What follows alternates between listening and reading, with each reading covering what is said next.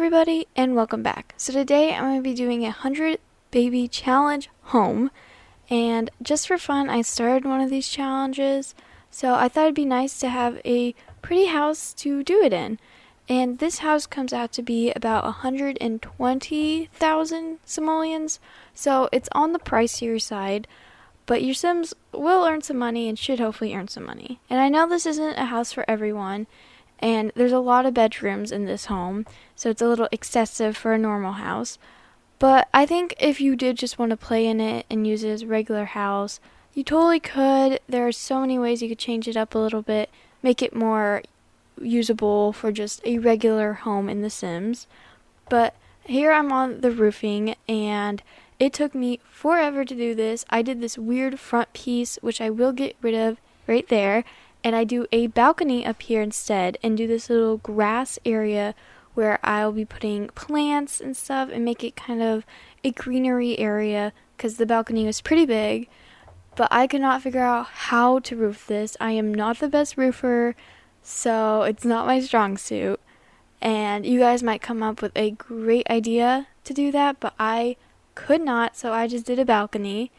And I'm picking my actual railing color there, and railing that I wanted to use because the railing I put was just for pure looks, so I could tell what I was doing.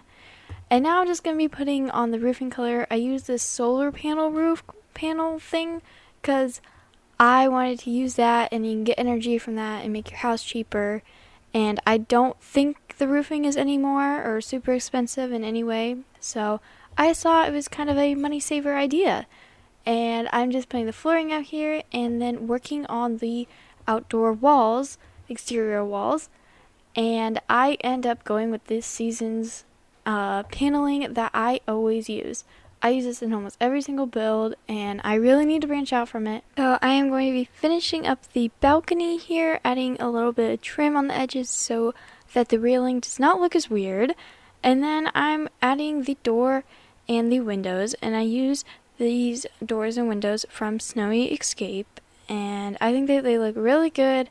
I like the pattern or whatever, and I love the color. I used a lot of darker woods, especially on the outside of this house, but I think it looks really good. And now I'll be adding some outdoor activities, some things on the balcony and things outside, like a swing set, a basketball hoop, and monkey bars. I also add solar panels and wind turbines, because that'll help generate some more power and make it cheaper to live here. It might even earn you some money depending how much energy this house does use. So I'm just adding a few more activities, skill building things out on the balcony, because I don't want all my Sims to get skills from the exact same thing. I think that'll make it really boring, especially when it's a 100 baby challenge. That's a lot of kids. You know, this is not where I'll probably stay for the entire challenge. It's still a lot of kids. And so I'm just working on landscaping now. I did pretty simple landscaping, but I love landscaping. I love using the big flowers, and I think it looks so pretty. So I fixed up the floor plan on the inside, and now I'll be going on into bathrooms, and I'm just putting down all the tiling and the flooring, all that. And there are 5 bathrooms in this house, and 2 of them have bathtubs, and the rest do not. The rest just have showers, but still, it's a lot of bathrooms, a lot of spaces for Sims to get clean, and I think it should be enough. I've never played this challenge before. I don't really know how many bathrooms you really need, so I hope this is enough. But I am finished with the bathrooms now because they're basically all exactly the same, and I'm working on this hallway downstairs, and I make it pretty simple. I put a lot of decorations on this wall, and I'm scooting those over to add more things on the left of it, but I thought it looked kind of odd, so I put a divider on the wall to divide the space up right like that, and I think that turned out really good. I like how it turned out, and I'll be going upstairs here and working on more of this hallway area, just adding different decorations, plants around the space. I use this Parenthood board that you can like set curfew times for, and even if I don't use it, I think it looks like a nice decoration piece in any house. And I am putting on the railing for the stairs, And I add this little box at the end of the stairs because I thought it looked really weird to have just a tiny bitty walkway in between the two different door areas. So I think that makes it look a lot better up here, even though it's not my favorite space, and some of the things I had to do in this house to make it work were not my first decision, but it's how it had to be done, and I think it looks really good. So I am done with the hallways now, and I'm working on the balcony again. I had just added a few different little activities out there, some gardening things, and now I'm in this study room adding all sorts of different skill building activities. There are so many things your Sims can learn how to do. And then I add this little table for studying or homework, and I do add laptops on it later. I just do not do that right now. And I'm wondering if you guys, for just the video, do you like how fast the speed is of the videos? Because it allows me to not cut out as much of the video, and you get to see more of what's actually happening and me building and decorating. But if this is too fast, I can make it a little bit slower, but you won't be able to see as much, so you win some, you lose some. So I'm basically just finishing up this study room, adding a few little decorations. I love clutter, but I had to keep it to a minimum in this house. It still took me like 4 or 5 hours to build it, but I had to keep it down to a minimum. Hurt my heart a little bit. But this is the nursery, and it's just for 2 babies because I'm not planning on having any more than 2 babies. You could definitely fit 3 in here if you needed to, but I don't think I would even recommend it for this challenge to have that many children. So I'm just adding the little swingy things in front of up top of the babies. I forgot what those are called. Tell me down in the comments down below if you know what those are called, or I'm just having a blank. No idea. And this is the playroom for the toddlers room. It's connected to the hallway and the toddlers' bedrooms. So it has all the skill building items you need for a toddler. And I know that some people lock their toddlers into the rooms whenever they play this challenge. So you could lock the bedroom and the playroom so they can only get into those 2 rooms if you want to. And I'm sure there's enough space to put like food on the floor and stuff. But I preferred, let my toddlers walk around. At some point, I might lock them in there, We'll get done with the challenge. We'll be like, just lock the toddlers in there. We don't want to ever see them again. But I made this really cute room. Since this is a boys and a girls room space that's shared and same as the toddler bedroom, I had to try to make it more, gender neutral and stuff to make it look more inclusive for all the babies there are. And now I am working on the toddler room. There are only 3 beds, which is not a lot, actually. And now that I think of it, I don't know if it's enough. So there is space to add more if you do want another one. But I feel like this will kind of make you keep it down to a minimum of toddlers. But obviously, you can change it to your liking if you need to. So I add a bookcase in there because I think it's super cute to read to your toddlers. And there might not be enough time for super cute reading stuff in this challenge, but if you are just using this as a home, and you could totally make this like a huge bedroom for a toddler, it'd be ginormous. But this is a spoiled brat toddler if you're gonna do that. But I just add a few little toys on the dresser. It is a toddler's room, it's gonna be messy. Adding a few finishing touches to this room, and the toddler spaces are both done.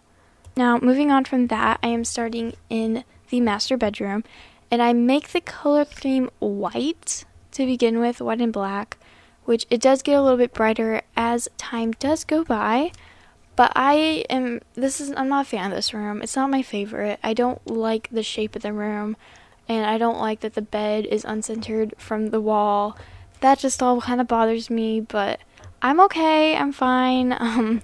Because I was trying to add like paintings and stuff, but then I couldn't add something over the bed too, and it was a whole thing. It was bothering me a lot, and I have not play tested this home, so some of these things might not work. You might not be able to get in some of the doors, and I'm sorry about that. I'm just not really going to test the entire home to make sure you can get through everything, but I'm pretty sure I have done things like this is pretty normal to what I normally do in a build, and you can walk through the entire build. So I think this will be fine, but there might be a few spots where you can't get to everything, just as a little note out there, okay? And this is basically the finished room. I added like these pinkish purplish walls and a blue rug and lots of plants and stuff, lots of greenery, and I think it looks really pretty. So now I am starting on the first kids' bedroom, and this is the only downstairs bedroom that's for the kids and not the toddlers or the master bedroom. And it is pretty basic. All of the bedrooms are pretty much the same. Like the next two kids' bedrooms, I don't really show you much of it. I just show you what they kind of look like at the end because they're basically the same. I've got a dresser and I've got a desk in this one, and I'm just adding a few little decorations in here, and I'll be finishing up by adding some more paintings, moving around some things so it looks more livable. So I'll be finishing up by going over to the dresser and moving the fish tank and that bookcase, putting some curtains up, and that's basically it for this bedroom. It's very simple and not a lot to do in this room, but you know, if it's gonna work for a kid and it's gonna work for this challenge because it's very open, it could be either a girl's room, a boy's room, whatever you want. So these are the other two kids' bedrooms, and some of the rooms are more focused towards girls or boys, but obviously it can be for anyone. Like this one is more girly, but I think it would work for anyone. And that room is another one where I'm not sure if you can actually walk through it because of that desk, but I am almost positive you can. And then this is the last kid's bedroom, and I really like all these rooms. Okay, I think they're really pretty and really simple and has all the things that your Sims need in them. And this is the first teen's bedroom. This one definitely has more of a black and white theme, and I think it looks really good whenever I finish with it. But I add a lot of things from vintage glamour stuff, the butler pack, and just a few extra things that I wouldn't add into a kid's bedroom, making it look more grown up. And I use different kinds of beds in the teens and the kids' bedrooms just so you can kind of tell the difference. But it really doesn't matter overall. And then this light, like pinkish color is the only like real color in the room. And this big bookshelf, I contemplated it for a while. It looked kind of like it was in the way of sight whenever you're playing with this game in this house. So if you want to move that or get rid of it, I totally understand. I just really liked how the bookshelf looked in here. So I'm adding a few different paintings and things on the wall to make it look more lived in. A few posters because, you know, it is a teenager's room, but maybe they're more older. It is the biggest kid's bedroom in this house.